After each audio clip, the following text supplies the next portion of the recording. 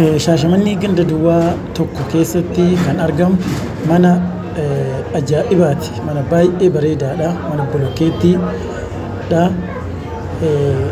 Seera guutuu qaba. Kaartaan isaa kaadistara. Mana baay'ee bareedaadha. Mana finishiingii hunda guuttatu gatii muraasa qofaan keessa isinitti argisiisa. Kun saalooniidha.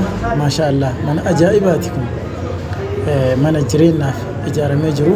Kilaasiiwwan baay'ee qaba. Kun gaadaa kutaa hirribaa ciisicha guddaadha. Haadha manaatiif abbaa manaati. Shaaworii of keessaa qabu. Shaaworiilee isinitti argisiisa.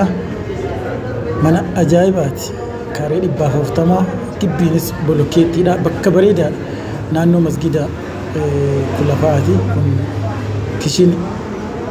Kun kichiniidha. Kun ammoo kilaasii addaa kabiraati. Ala isaallee kilaasii addaa qaba. Kilaasiiwwan baay'ee qaba. Alarraanis kun wasiin shaaworii fi shintibeetii alaati. Mana baay'ee bareedaadha. Kun gibbiinis akkana jira. Gadi ba'ee alaanillee isinitti argisiisa. Kun akkana jira. Akkana jiraallee isa. Karaalee babal'aa irra argama. Kun karaa kanarra jira.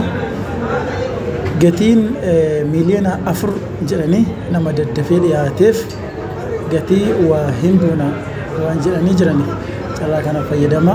Dhaqqabadha. Karaa kana babal'atu jira.